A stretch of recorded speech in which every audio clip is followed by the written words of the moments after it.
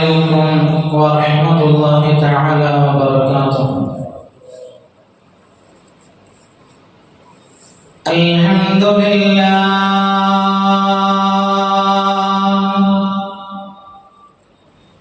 الحمد لله نحمده ونستعينه ونتوكل عليه ونعوذ بالله من شرور أنفسنا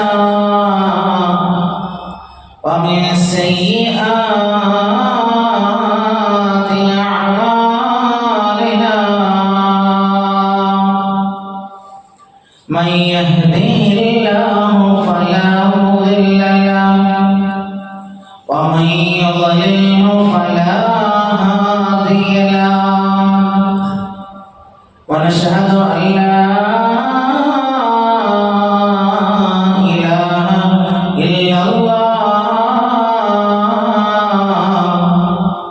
ونشهد أن سيدنا ونبينا محمدا صلى الله عليه وسلم وعلى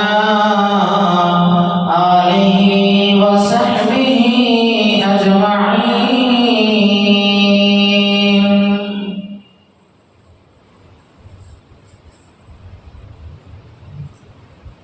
وأعوذ بالله من الشيطان الرجيم.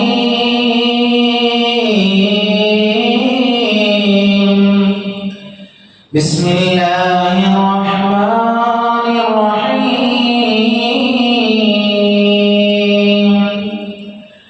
قل إن كنتم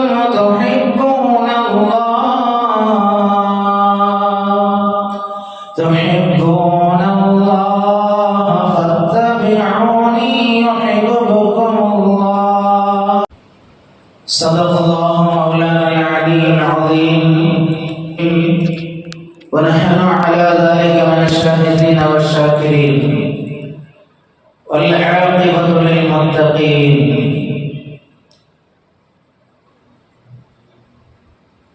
الصلاة على النبي والسلام على الرسول الشفيع المبطحي والحبيب العربي.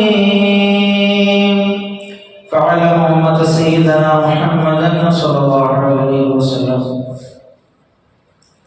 പ്രിയമുള്ള മുഅ്മിനീങ്ങളെ, അല്ലാഹു സുബ്ഹാനഹു വ തആല ഈ പരിപാവനമായ മസ്ജിദിൽ ഈ അനുഗ്രഹീതമായ ദിവസത്തിൽ റബീഉൽ അവ്വൽ 1 ഇവിടെ ഒരുമിച്ച് കൂടിയതുപോലെ നാളെ അവന്റെ സുഖലോക സ്വർഗ്ഗത്തിലും റബ്ബ് തആല നാം ഏവരെയും ഉൾപ്പെടുത്തി അനുഗ്രഹിക്കുമാറാകട്ടെ. മരണസമയം ഈമാനോടുകൂടി ലാ ഇലാഹ ഇല്ലല്ലാഹ് എന്ന കലിമത്ത് തൗഹീദ് ഉച്ചരിച്ചുകൊണ്ട് മരിക്കാൻ നമുക്ക് ഏവർക്കും റബ്ബ് തആല തൗഫീഖ് നസീബാക്കി അനുഗ്രഹിക്കുമാറാകട്ടെ. ആഖിബത്ത് നന്നായി മരിക്കാൻ നമുക്കും നാമുമായി ബന്ധപ്പെട്ട മാതാപിതാക്കൾ, ഗുരുനാഥന്മാർ, നമ്മെ സഹായിച്ചവർ, നമ്മളോട് സഹകരിക്കുന്നവർ, നമ്മുടെ മനോഹരങ്ങളിലേക്ക് ഓടി വരുന്ന എല്ലാവർക്കും അല്ലാഹു സുബ്ഹാനഹു വ തആല തൗഫീഖ് നസീബാക്കി അനുഗ്രഹിക്കട്ടെ. പ്രിയമുള്ളവരെ, വളരെ വലിയ ഒരു മാസത്തിൽ വളരെ ബഹുമാനത്തോടുകൂടെ മാലോകർ നോക്കിക്കാണുന്ന മുത്തുൽ മുഹമ്മദ് മുസ്തഫ സ്വല്ലല്ലാഹു അലൈഹി വസല്ലമ തങ്ങളുടെ ജന്മം കൊണ്ട് അനുഗ്രഹീതമായ ഈ മാസം, സുന്ദരമായ ഈ മാസത്തിന്റെ സുമോഹനമായ സമയത്തിലൂടെ മുസ്ലിം സമൂഹം കടക്കുമ്പോൾ ഒരുപാട് കാര്യങ്ങളോട് താദാത്മ്യം ചെയ്തുകൊണ്ട് മുഹമ്മദ് മുസ്തഫ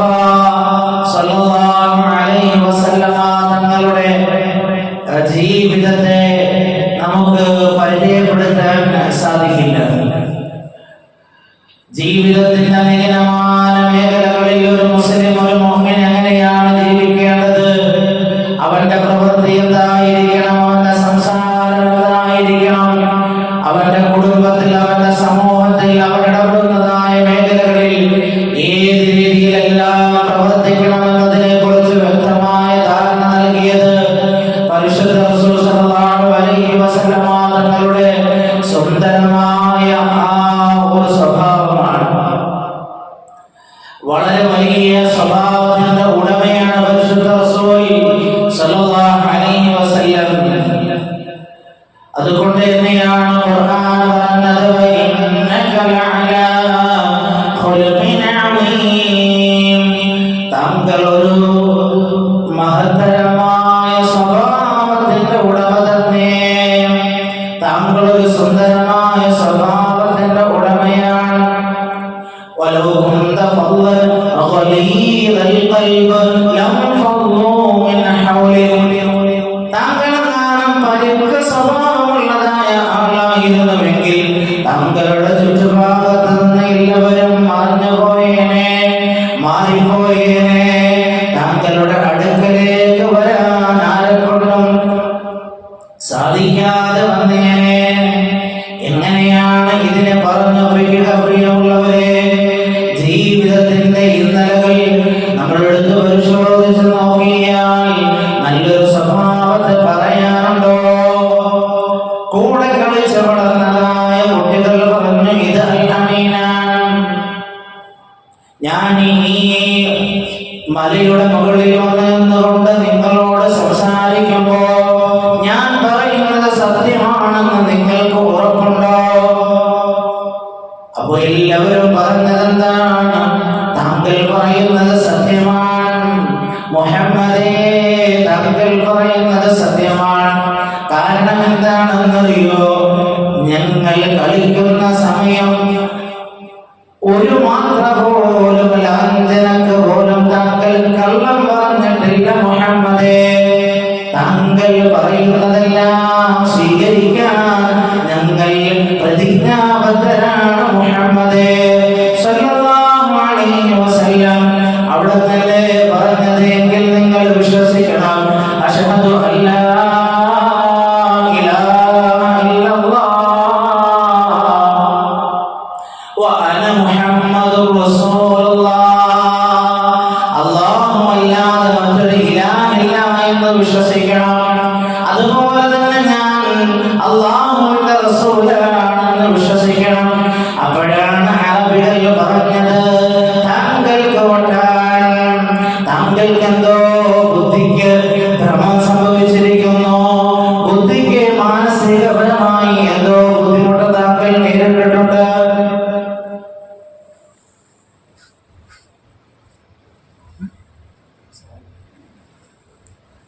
താങ്കൾക്ക് ഏതോ തരത്തിലുള്ളതായ ബുദ്ധിയുടെ ഭ്രംശം സംഭവിച്ചിട്ടുണ്ട് എന്ന് പറഞ്ഞു. അതുവരെ മുഅ്മിനാണ് എന്ന് പറഞ്ഞ ആളുകൾ, സദീഖാണെന്ന് പറഞ്ഞ ആളുകൾ, ഞങ്ങളുടെ നേതാവാണെന്ന് പറഞ്ഞ ആളുകൾ തിരിഞ്ഞു പറയുകയാണ്. അതിൽ അബൂ ലഹബുണ്ട്, ഹംസത്തുൽ കർറാറുണ്ട്, ഉമർ ഇബ്നുൽ ഖത്താബുണ്ട്. പക്ഷെ ഒരാൾ പുണ്യനബിയെ വല്ലാതെ കണ്ടുകൊണ്ട് സ്നേഹിച്ച ഒരാൾ, അതാരാണ്? അബൂബക്കർ സിദ്ദീഖ്. അബൂബക്കർ എന്ന് പറയുന്ന തന്റെ കൂടെ കളിക്കൂട്ടുകാരനായി എല്ലാ സമയങ്ങളിലും നടന്നിരുന്ന അബൂബക്കർ പറഞ്ഞത് മുഹമ്മദാണോ പറഞ്ഞത് സത്യമാണ്. ഏതൊരു കാര്യം ആദ്യം പറഞ്ഞാലും ആദ്യം അംഗീകരിക്കുന്നത് അബൂബക്കറാണ്. അതുകൊണ്ട് തന്നെയാണ് പുണ്യനബി അബൂബക്കറിനെ കുറിച്ച് പറഞ്ഞത് അസ്സിദ്ദീഖ്, ധാരാളമായി സത്യം പറയുന്നവനാണെന്ന്. അതുകൊണ്ടാണ് അങ്ങനെ ഒരു പേര് വീഴാൻ കാരണം. ഏതുമായി കൊള്ളട്ടെ പ്രിയമുള്ളവരെ, പരിശുദ്ധ റസൂലിന്റെ പുണ്യമാക്കപ്പെട്ട ശറഫാക്കപ്പെട്ട ശരീരം ഈ ലോകത്തേക്ക് പൂജാതനായ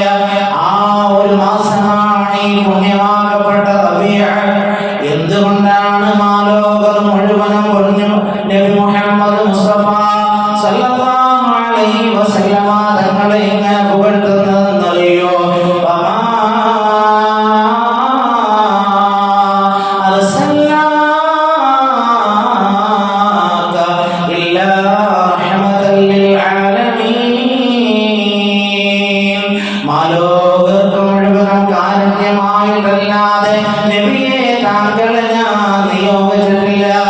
ഇത് പറയുന്നത് പരിശുദ്ധ ഖുർആനാണ്. ഇതിന്റെ അപ്പുറത്തേക്കോ ഇപ്പുറത്തേക്കോ വെക്കാൻ ഒരു ഖുർആനിക അധ്യാപനത്തെ പറയാൻ സാധ്യമല്ല.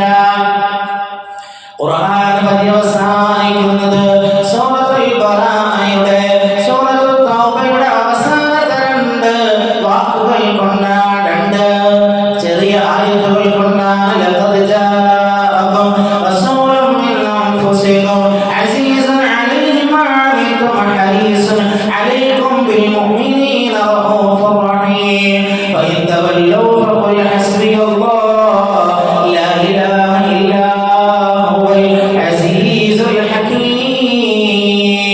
എത്രയോ നല്ല വാക്കുകളാണ്, എത്രയോ നല്ല നല്ല വരികളാണ് പരിശുദ്ധ റസൂൽ സല്ലല്ലാഹു അലൈഹി വസല്ലം തങ്ങളെ മുഹമ്മദ് എന്ന പേര് കൂട്ടി അല്ലാഹുവിന്റെ റസൂൽ ഖുർആനിൽ പറഞ്ഞത് വളരെ ചുരുക്കമാണ്.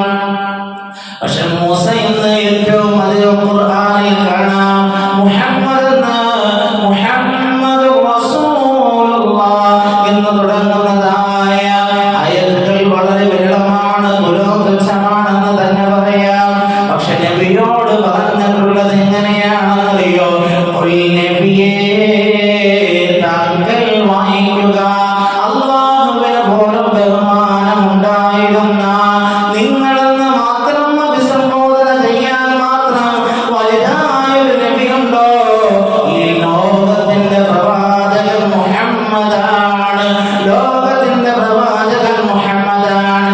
ഈ മുഹമ്മദിനെ കുറിച്ച്, ഈ പ്രവാചകനെ കുറിച്ച് എഴുതിയാൽ, വർണ്ണിച്ചാൽ, കവിത രചിച്ചാൽ, പാട്ടുപാടിയാൽ, പ്രസംഗിച്ചാൽ തീരുമോ സുഹൃത്തുക്കളെ?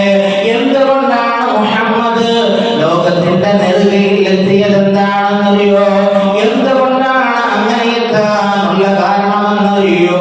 ഒരു യതീമായ ഒരു കുട്ടിയുടെ മുമ്പിൽ വെച്ച് തന്റെ കുട്ടിയെ പരിലാളിക്കല്ലേ, സ്നേഹിക്കല്ലേ, അത് യതീമിന് വേദനയാകുമേ. ഈ മക്കയുടെ വിശാലമായ ഈ വഴിയോരങ്ങളിലൂടെ നടന്നു നീങ്ങാൻ എല്ലാ സ്ത്രീകൾക്കും ഞാൻ അനുവാദം നൽകുന്നതായ ഒരു സായം സന്ധ്യ നിങ്ങൾക്കും ഉണ്ടാകുമെന്ന് പറഞ്ഞത് ഏത് കാലഘട്ടത്തിലാണ്? ദാർഘ്യേജ് എന്ന് പറയുന്ന ഒരു കാലഘട്ടത്തിലാണ്. അക്രമത്തിലൂടെയും അനീതിയിലൂടെയും ജീവിതചക്രം കറക്കിക്കൊണ്ടിരുന്ന യഥാർത്ഥമായ വൈയക്തികാവിഷ്കാരങ്ങളുടെ ഭാവാത്മകപരമായ ആവിഷ്കാരത്തിലൂടെ ജീവിതത്തിലെ തനതായ വ്യക്തിമുദ്ര പതിപ്പിച്ചുകൊണ്ട് മുന്നോട്ട് പോകണമെന്ന് പഠിപ്പിച്ച കാലത്തിന്റെ കാലച്ചകൽ കാലേ കൂട്ടിക്കണ്ടറിഞ്ഞ മുഹമ്മദ് മുസ്തഫ പറയണം മുഅ്മിനേ, മുഹമ്മദ് എന്ന് കേൾക്കുമ്പോ സല്ലല്ലാഹു അലൈഹി വസല്ലമ എന്ന് പറയണം. മുഹമ്മദുൻ സയ്യിദുൻ. ഒരുപാട് പറഞ്ഞാലും തീരാത്തത്രയും വലിയ വർണ്ണനകൾക്കപ്പുറമാണ് മുഹമ്മദ്. സയ്യിദുനാ മുഹമ്മദ് സല്ലല്ലാഹു അലൈഹി വസല്ലം വറഹ്മത്തൽ ലിൽ ആലമീൻ വറഹ്മത്തൽ ലിൽ ആശിഖീൻ അമ്റാദിൽ മുഷ്താഖീൻ വസയ്യിദിസ് സഖലൈൻ വനബിയിൽ ഹറമൈൻ. വലിയ വലിയ വാക്കുകളെ കൊണ്ട് ഒപ്പിക്കാൻ പറ്റുമോ? ഇല്ലല്ലോ. പരിശുദ്ധ റസൂലിന്റെ മേൽ ഒരാൾ സലാത്ത് ചൊല്ലിയിട്ട് ഒരു 100 സലാത്ത് ചൊല്ലിയിട്ട് അഭിലാഷമിരുന്ന് കൊണ്ട് കരഞ്ഞുകൊണ്ട് ദുആ ചെയ്താൽ അല്ലാഹുവിന് അത് തട്ടാൻ കഴിയില്ല. പ്രത്യേകമായ വെള്ളിയാഴ്ച രാവുകളിൽ അല്ലാഹുവിന്റെ റസൂലിലേക്ക് സലാത്ത് ചൊല്ലിയിട്ട് ഇരുന്നാൽ ദുആ ചെയ്താൽ അതിന് പ്രതിഫലം കൂടുതലാണ്. ഈ വെള്ളിയാഴ്ച ദിവസം പോലും റബീഉൽ അവ്വൽ 1 പോലും നബി സല്ലല്ലാഹു അലൈഹി വസല്ലമ തങ്ങൾക്ക് വേണ്ടി ഒരു സലാത്ത് ചൊല്ലാനുള്ളതായ സമയം നമ്മൾ മാറ്റിവെച്ചോ? അങ്ങനെ മാറ്റിവെച്ചാൽ അല്ലാഹുവിന്റെ റസൂലിന്റെ ഹദറത്തിൽ കടന്നുകൊണ്ട് അല്ലാഹുവിന്റെ റസൂലിന്റെ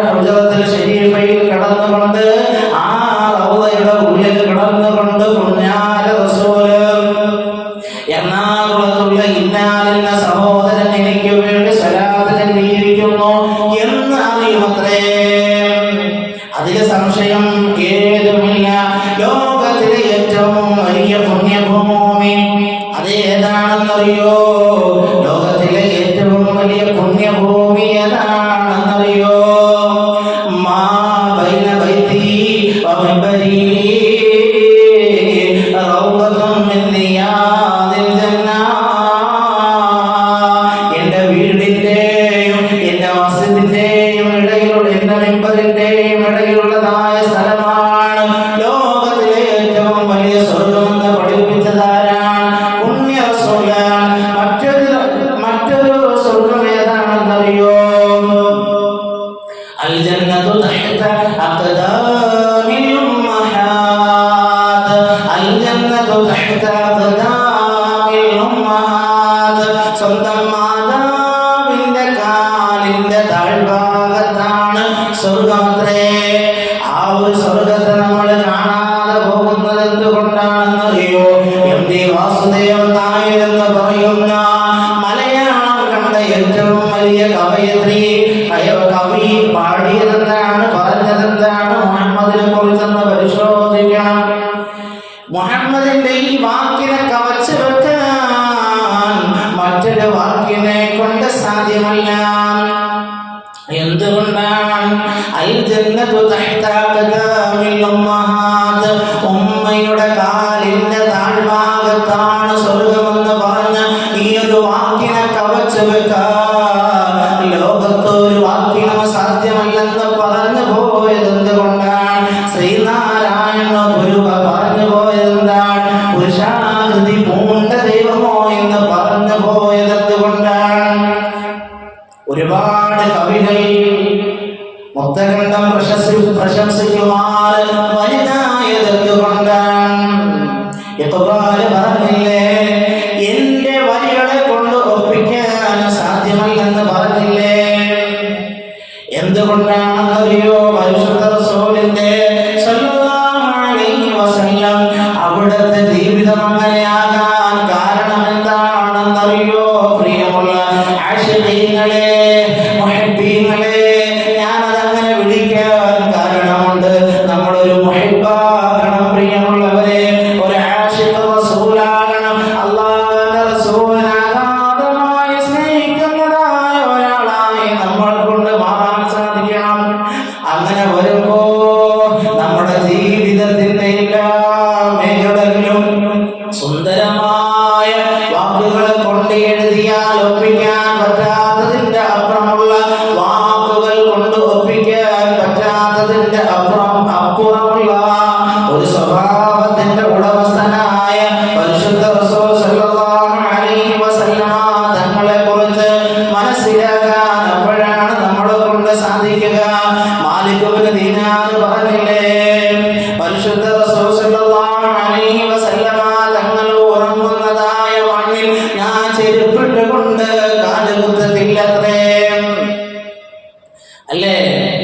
ഒരു സുന്ദരമായ മൃതദേഹത്തിന് അല്ലെങ്കിൽ ഒരു സുന്ദരമായ ഒരു ശരീരത്തെ ഇത്ര കണ്ട് സ്നേഹിച്ച എത്രയോ പേരുണ്ടെന്നറിയോ? മദീനയുടെ മണ്ണെടുത്തുകൊണ്ട് എനിക്ക് സുറുമ എഴുതാൻ ആഗ്രഹമുണ്ടെന്ന് പറഞ്ഞത് അബൂ ഹനീഫ ഇമാമാണ്.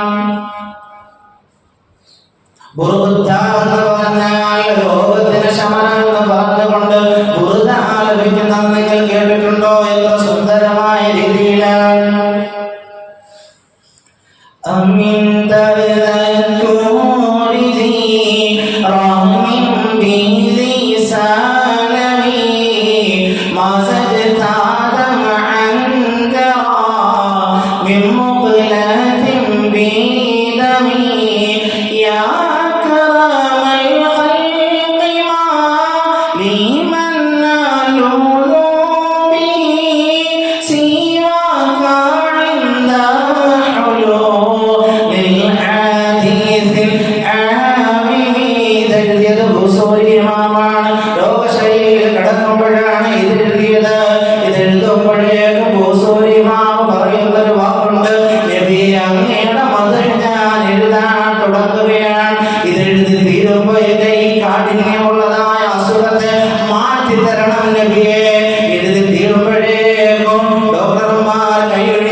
ശാസ്ത്രം വൈദ്യശാസ്ത്രം കഴിയൊഴിഞ്ഞതായ ലോകത്തെ ശിഫയാക്കി കൊടുക്കുന്നത് പുന്നാര നബി സല്ലല്ലാഹു അലൈഹി വസല്ലമ തങ്ങളാണ്.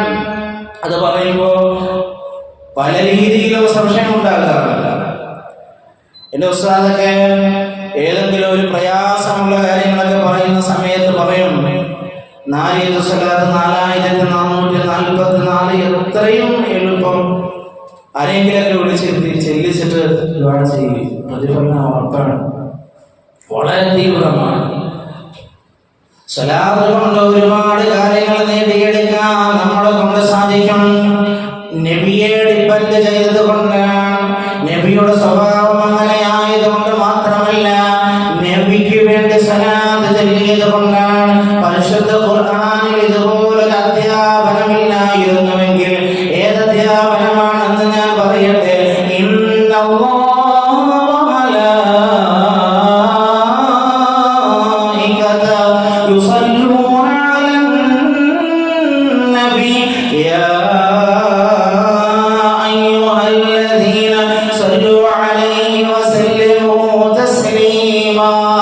തീർച്ചയായും അല്ലാഹുവും അവിടുത്തെ മലക്കുകളും നബിയുടെ മേൽ ഗുണത്തെ ചൊരിഞ്ഞുകൊണ്ടിരിക്കുന്നു അത്രേ, സലാത്ത് ചൊല്ലിയിരിക്കുന്നു അത്രേ, സലാത്ത് ചൊല്ലിക്കൊണ്ടിരിക്കുന്നു അത്രേ.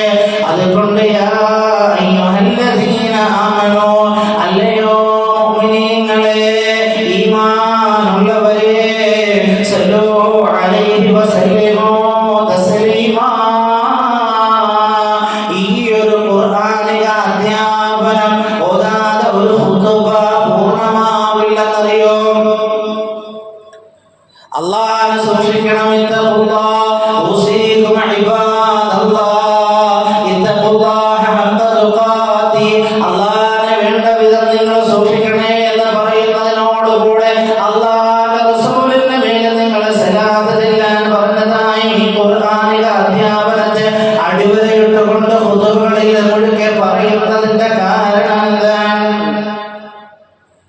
എന്തുകൊണ്ടാണ് അങ്ങനെ പറയേണ്ടി വരുന്നത്? ചിലർ പറയും അല്ലാഹുവിന്റെ റസൂലിന്റെ മേലെ സലാത്തിന്റെ ഒരു മജ്‌ലിസ് സംഘടിപ്പിച്ചുകൊണ്ട് ദുആ ചെയ്യേണ്ട ആവശ്യമില്ല. ഓൺലൈൻ മജ്‌ലിസുകൾക്ക് എതിരാണ് അതല്ല പറഞ്ഞത്. ഓൺലൈൻ മജ്‌ലിസുകളിൽ കുപ്പി തുറന്നു ഉസ്താദ് പറയും ഊതാൻ വേണ്ടി തയ്യാറായി ഓരോ സാധനങ്ങളുണ്ട്, അതല്ല പറഞ്ഞത്,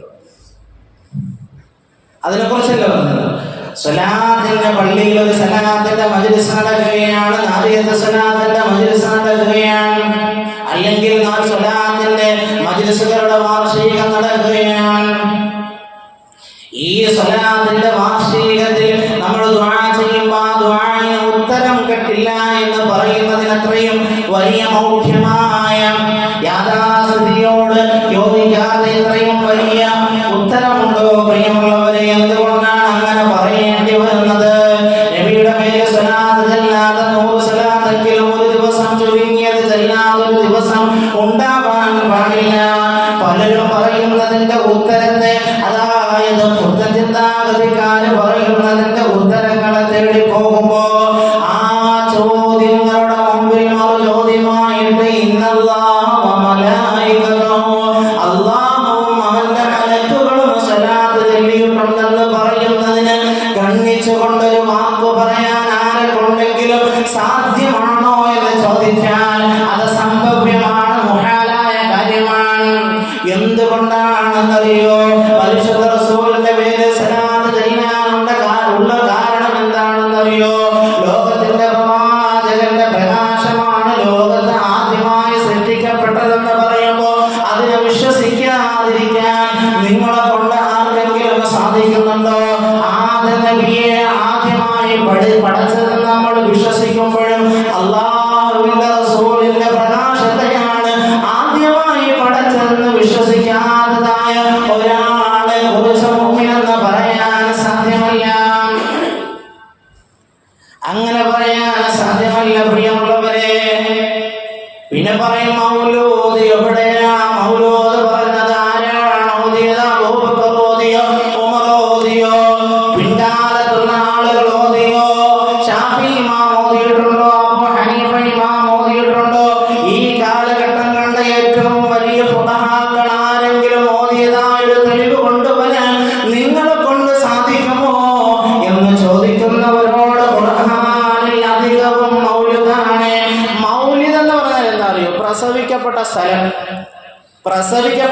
സ്ഥലം അല്ലെങ്കിൽ പ്രസവിക്കപ്പെട്ട സമയം എന്നാണ് അതിൻ്റെ അർത്ഥം.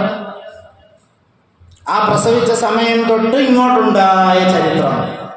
യൂസുഫ് നബിയെ ചരിത്രത്തിൽ ഇങ്ങനെ വർണ്ണിക്കുന്നത് സൂറത്ത് യൂസുഫിലൂടെയാണ്. യൂനുസ് നബിയെ ചരിത്രത്തിൽ ഇങ്ങനെ വർണ്ണിക്കുന്നത് സൂറത്ത് യൂനുസിലൂടെയാണ്. ഇബ്രാഹിം നബിയെ പരിചയപ്പെടുത്തുന്നത് സൂറത്ത് ഇബ്രാഹിമിലൂടെയാണ്. ഒരു നബിയല്ലാത്തൊരു വനിതയുണ്ടെങ്കിൽ ആ വനിതയുടെ കറാമത്ത് ലോകം അംഗീകരിച്ചു പോയിട്ടുണ്ടെങ്കിൽ അത് മറിയമാണ്. ആ മറിയത്തെ പരിചയപ്പെടുത്തുന്നത് സൂറത്ത് മറിയമിലൂടെയാണ്. ആർക്കാണ് പറയാൻ സാധ്യമാവുക മൗലൂദ് ഖുർആനിന് എതിരാണെന്ന് പറയാൻ? ആരെ കൊണ്ടാണ് സാധ്യമാവുക? സാധ്യമല്ല. കാരണം ഖുർആനിൽ ഒട്ടനവധി സമയങ്ങളിൽ പറഞ്ഞു പോയത് മൂസാ നബിയെയാണ്, അതിനുശേഷം പറഞ്ഞു പോയത് ഈസാ നബിയെയാണ്, അതിനുശേഷം പറഞ്ഞു പോയത് ഇബ്രാഹിം നബിയെയാണ്. ഇവരെല്ലാം മൗലൂദുകൾ മൂസാ നബി പ്രസവിച്ചതിന് ശേഷം നൈൽ നദിയിലൂടെ പെട്ടിയിൽ ഒഴുകി പോയി ഫിർഔനിന്റെ കൊട്ടാരത്തിൽ വസിച്ചതിന് ശേഷം പിന്നീട് രാജഗോപാലനെ പോലെ തിരിച്ചു വന്നു എന്ന് പരിചയപ്പെടുത്തുന്നത് ഖുർആനിലാണ്. യൂസുഫ് നബിയുടെ അയ്യൂബ് നബിയുടെ കരഞ്ഞിട്ട് തിരിച്ച് യൂസുഫ് നബി രാജകുമാരനെ പോലെ തിരിച്ചു വരുന്നു എന്ന് പഠിപ്പിച്ചത് ഖുർആനിലാണ്. സുലൈമാൻ നബിയെ കുറിച്ച് പഠിപ്പിക്കുന്നതും ഖുർആനിലാണ്. ജിന്നും ഇൻസും അടങ്ങിയൊതുക്കി സുലൈമാൻ നബിയുള്ളാഹ് ജഗജഗപതികൾക്ക് അധിപതിയായി വാഴുമ്പോ, ജഗജഗപതികൾക്ക് അധിപതിയായി വാഴുമ്പോ ഉറുമ്പുകൾ സംസാരിക്കുന്ന ആദ്യമായി പഠിപ്പിച്ചത് സൂറത്ത് നബയിലൂടെയാണ്. നബയിലാണ് സൂറത്ത് സുലൈമാൻ നബിയുടെ ചരിത്രം പറയുന്നത്, ദാവൂദ് നബിയുടെ ചരിത്രം പറയുന്നത്, ശീസ് നബിയുടെ ചരിത്രം പറയുന്നത് പഠിക്കണം. മൗലൂദ് പാടില്ലെന്ന് പറയുന്നവരോട് ഖുർആനിനെതിരാണ് നിങ്ങൾ ചെയ്യുന്നത്. ഖുർആനിന് എതിരായ ഒരു സ്വഭാവം നമ്മുടെ ഭാഗങ്ങളിൽ ഉണ്ടായി കഴിഞ്ഞാൽ, നമ്മുടെ ചലനനിശ്ചലനങ്ങളിൽ ഉണ്ടായാൽ അതിന് എതിരായിട്ടാണ് പ്രവർത്തനം നമ്മുടേതെന്ന് പറയേണ്ടി വരും.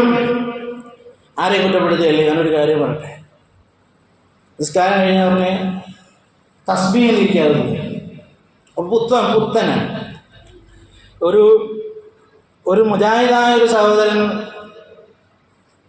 തന്നെ ഇരുന്നിട്ട് നിസ്കാരം കഴിഞ്ഞിട്ട് എന്തോ ചെല്ലുന്നു. ചെവി ഇങ്ങനെ അടുപ്പിച്ച് നോക്കിയപ്പോൾ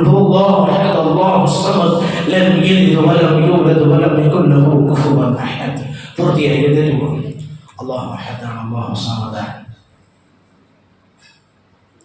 സൂറത്ത് യാസീൻ اليوم نختم على أفواههم وتكلمنا أيديهم وتشهد أرجلهم بما كانوا يكسبون. اليوم ദിവസം اليوم نختم على أفواههم നിങ്ങളുടെ മേൽ നിങ്ങളുടെ വായയുടെ മേൽ സ്വീകരിക്കപ്പെടുന്നതായ ഒരു ദിവസമുണ്ട്. اليوم نختم على أفواههم وتكلمنا أيديهم നിങ്ങളുടെ കാലിന്റെ വിരലുകൾ സംസാരിക്കുന്ന, കൈയിന്റെ വിരലുകൾ സംസാരിക്കുമ്പോൾ കാല് സാക്ഷിയാകുന്നതായ ഒരു ദിവസമുണ്ട്.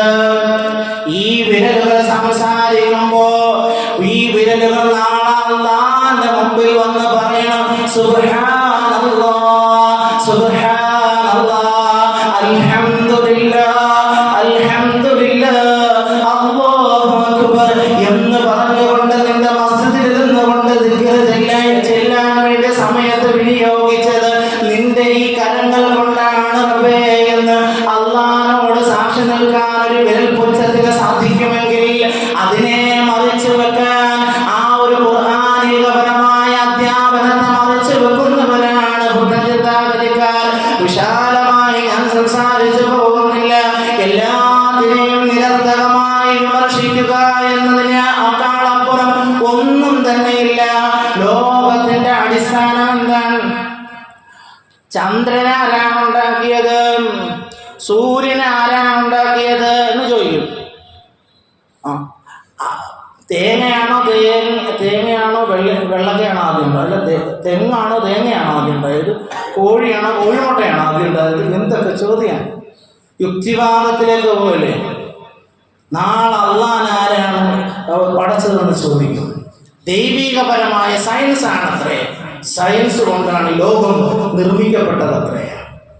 സമയം കൂടിയത് കൊണ്ട് ഞാൻ അതിലേക്കൊന്നും കടക്കുന്നില്ല. അല്ലാഹുവിന്റെ റസൂൽ സല്ലല്ലാഹു അലൈഹി വസല്ലമ തങ്ങളെ വ്യക്തമായിട്ട് മനസ്സിലാക്കി അവിടുത്തെ ചലനനിശ്ചലങ്ങളും സംസാരങ്ങളും അവിടുന്ന് പറഞ്ഞ കാര്യങ്ങളുമെല്ലാം ജീവിതത്തിൽ വ്യക്തമായി പഠിച്ചുകൊണ്ട് മുന്നോട്ട് പോകാൻ ഒരു മുഅ്മിനെ സംബന്ധിച്ചിടത്തോളം കഴിഞ്ഞാൽ അതിൻ്റെ അപ്പുറത്തേക്ക് ഒന്നുമില്ല. പിന്നീട് ഒരു ചോദ്യം വരില്ല. നിസ്കരിക്കുമ്പോൾ നല്ല ഭവ്യത ഉണ്ടാകും. ഒരു സുന്നത്ത് പോലും അവരുടെ ജീവിതത്തിൽ ഒഴിവാക്കുന്ന ഒരു സ്വഭാവം ഉണ്ടാവില്ല. പള്ളിയിൽ കയറുമ്പോൾ നല്ല ഭവ്യതയിലായിരിക്കും. തൊപ്പി വെക്കാതെ അവൻ ഇരിക്കില്ല. വലത് കാല് വെക്കാതെ പള്ളിയിൽ കയറില്ല. ഇടത് കാല് കൊണ്ടല്ലാതെ അവൻ പള്ളിയിൽ നിന്നിറങ്ങില്ല. ഇടത് കാല് കൊണ്ടല്ലാതെ അവൻ ശൗചാലയത്തിലേക്ക് കയറില്ല. വലത് കാല് കൊണ്ടല്ലാതെ അവൻ ശൗചാലയത്തിൽ നിന്നിറങ്ങില്ല. അള്ളാഹുവിന്റെ റസൂലിനെ മനസ്സിലാക്കിയാൽ എത്രയോ സയൻസ് വിരലിന്റെ ഈ ഭാഗം കൊണ്ടാണ് ഭക്ഷണം കഴിക്കേണ്ടതെന്ന് പറയും. പിന്നീട് ബാത്റൂമിൽ പോകുമ്പോൾ ഇടത് ഭാഗം തന്നെ നിങ്ങൾ ഇരിക്കണമെന്ന് പറഞ്ഞു. നായയെ തൊട്ടാൽ 7 വട്ടം കഴുകുന്നതോടുകൂടെ അതിലൊന്ന് മണ്ണ് കലക്കിയ വെള്ളം ഉണ്ടാകണമെന്ന് പറഞ്ഞു. സയൻസ് ഇപ്പൊ അതിനെ തെളിയിച്ചിരിക്കല്ലേ. സയൻസ് പറഞ്ഞു നായയുടെ ബാക്ടീരിയയെ ശമിപ്പിക്കാൻ മണ്ണിന് കഴിയുമത്രേ. അപ്പൊ അങ്ങനെ തുടങ്ങിയ എത്രയോ കാര്യങ്ങളാണ്. അല്ലാഹു സുബ്ഹാനഹു വ തആല കാര്യങ്ങൾ മനസ്സിലാക്കാൻ നമുക്ക് തൗഫീഖ് നസീബാക്കി അനുഗ്രഹിക്കുമാറാകട്ടെ. ശാരീരികപരമായ ബുദ്ധിമുട്ടുകൾ മാറുന്നതിന് വേണ്ടി ദുആ ചെയ്യാൻ പറഞ്ഞിട്ടുണ്ട്. അതുപോലെ തന്നെ കമ്പനിയുടെ പുരോഗതിന് വേണ്ടി ദുആ ചെയ്യാൻ പറഞ്ഞിട്ടുണ്ട്. 1500 രൂപ ബിസിനസ്സിൽ പുരോഗതി ഉണ്ടാകുന്നതിന് വേണ്ടി ദുആ ചെയ്യാൻ 500 രൂപ. അതുപോലെ ഒരുപാട് കാര്യങ്ങൾക്ക് വേണ്ടി ദുആ ചെയ്യാൻ ഒരുപാട്